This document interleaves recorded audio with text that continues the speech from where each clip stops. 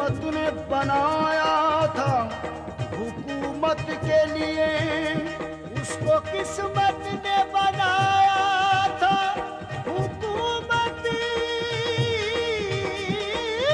के लिए। वक्त ने उसको तराशा था मोहब्बत के लिए। आसमानों का वो तोहफा था ज़मीनों के लिए, इश्क ने उसको संवारा था इबादत के लिए।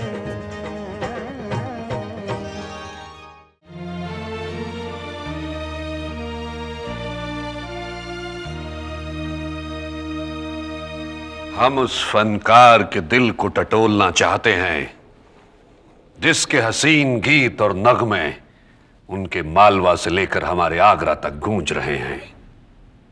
फनकार का फन उसकी जमीन की देन होता है, लेकिन मेरी जमीन को आदम खान की जल्लादी ने इस तरह तबाह किया कि वहां पर अब गीत पैदा नहीं होते, लाशें दफनाई जाती हैं।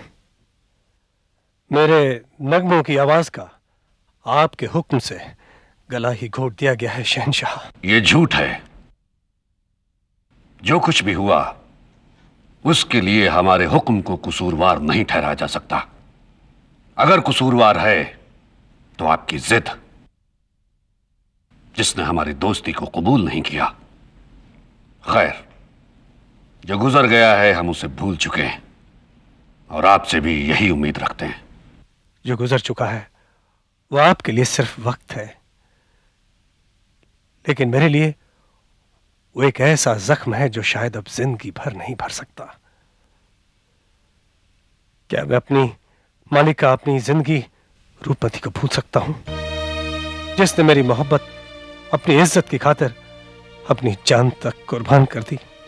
अगर आप अपनी महबूबा से इस कदर बेपनाह मोहब्बत करते थे तो फिर उसे बेसहारा छोड़कर अपनी जान बचाने के लिए जंग के मैदान से भाग क्यों गए?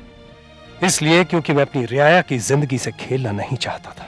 अगर आपको मालवा के लोगों का इतना ही ख्याल था तो आपने फिर से फौज जमा करके हम पर लगातार हमले क्यों किए?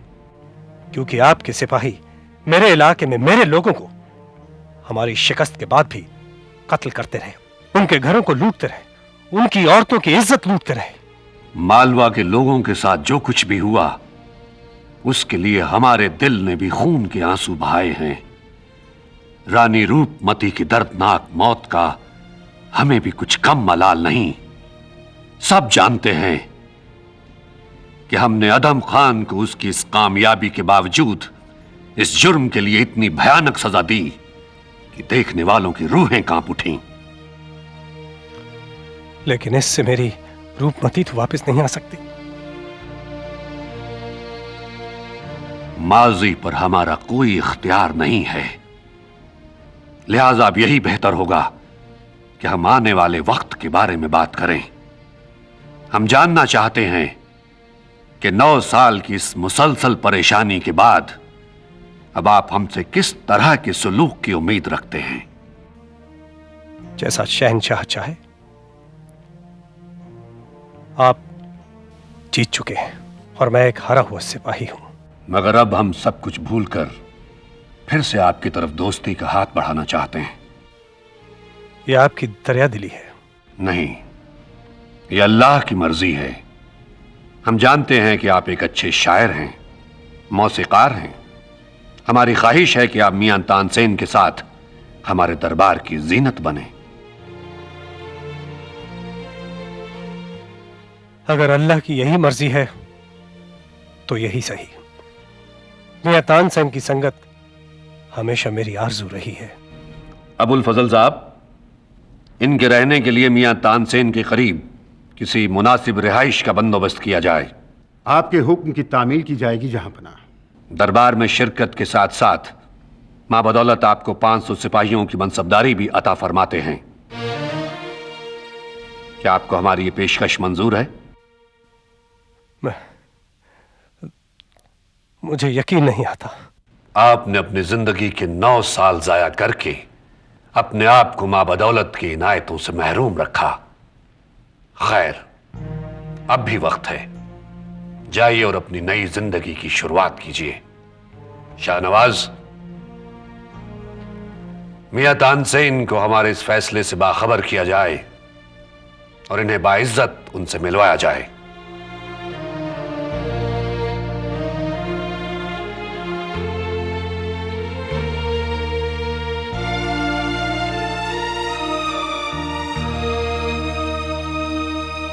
अबुल फजल, हमें यकीन है कि कश्मीर के बारे में हमारा फैसला आपको याद होगा। मुझे आपका फैसला याद है आलीजा। हम जानना चाहते हैं कि इस सिलसिले में देर क्यों हो रही है। हमें उम्मीद है जहां पना कि रास्ता बनने तक हब्बा खातून को तलाश कर लिया जाएगा और फिर आपके हुक्म के मुताबिक उन्हें यूसुफ शाह के पास बिस्वाक रवाना कर दिया जाएगा। महाबली, हमें अब तक जो सूचनाएं प्राप्त हुई हैं उसके अनुसार हमारे सिपाहियों ने वो स्थान ढूंढ निकाला है जहां गांव वालों ने उन्हें छुपाया है। इस संबंध में आगे और क्या हुआ, इस विषय पर हमें नए समाचार की प्रतीक्षा है। इस ताल्लुक से जो भी खबर आए हमें फौरन आगाह किया जाए। अवश्य, महाबली को शीघ्र सूचित किया जाएगा।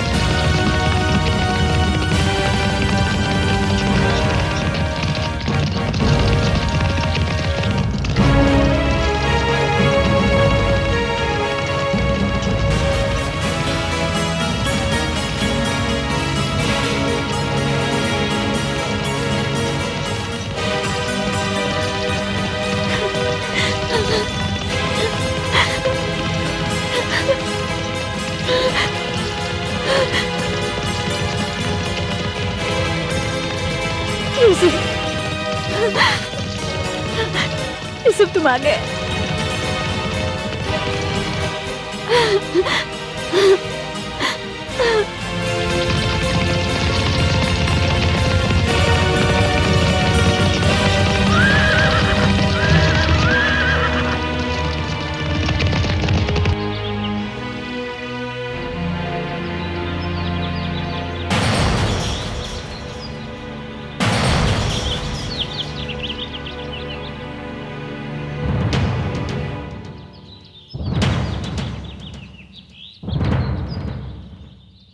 डरो मत खातून, हम कुछ नहीं करेंगे, घबराओ मत।